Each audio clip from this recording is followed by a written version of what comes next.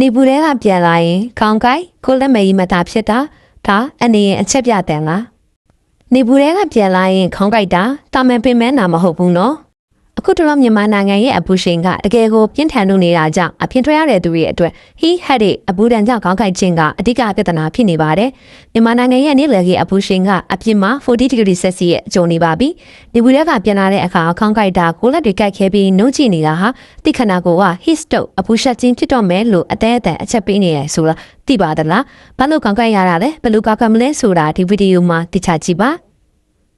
အပူဒဏ်နဲ့သိအောင်တာ heat and your brain နေပူတဲ့ထွက်တဲ့အခါကျွန်တော်တို့ခန္ဓာကိုယ်ကအပူချိန်ကိုရှော့ချဖို့အတွက်အုံနောက်စီကိုတွားတဲ့သွေးကြောတွေကိုကျေပြန့်စီပါတယ်။အဲ့ဒီလိုသွေးကြောတွေကျေလာတာကနေတဆင့်အာယွန်ကြောတွေကိုဖိမိပြီး heat headache လို့ခေါ်တဲ့ပြင်းထန်တဲ့ခေါင်းကိုက်ဝေဒနာကိုခံစားရတာပါ။ဒါအပြင်ချွတ်ထွက်လုံလို့ရေတက်ခန်းချောက်တာကလည်းခေါင်းကိုက်တာကိုပိုဆိုးစေပါတယ်။ causes အကြောင်းရင်းများဘာကြောင့်ပိုဖက်ခဲရတာလဲအဓိကအကြောင်းရင်း၃ချက်ရှိပါတယ်။ 1. dehydration ချွတ်ထွက်လုံပြီးခန္ဓာကိုယ်ထဲကရေနဲ့စားတဲ့တွေဆုံးရှုံးသွားခြင်း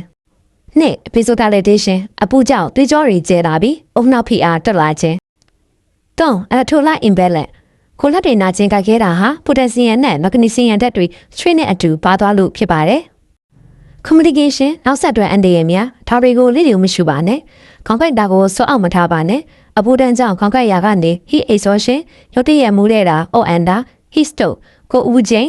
104 degree Fahrenheit ကျော်သွားပြီး3 လီတာတက်တာနဲ့အသက်အန္တရာယ်အထိဖြစ်နိုင်ပါတယ်။အပူထဲကနေအေးတဲ့အခန်းထဲချက်ချင်းဝင်တာကလည်းသွေးကြောတွေကို short ဖြစ်စေပြီးအိုကခဲစေတတ်ပါတယ်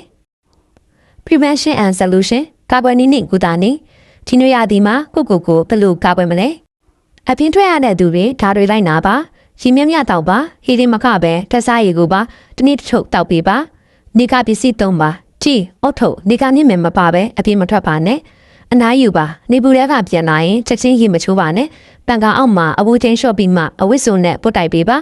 အပူရှောင်ပါမနေ့10နာရီကနေညနေ4နာရီအတွင်းအပြင်ထွက်တာပို့တနိုင်သမျှရှောင်ပါ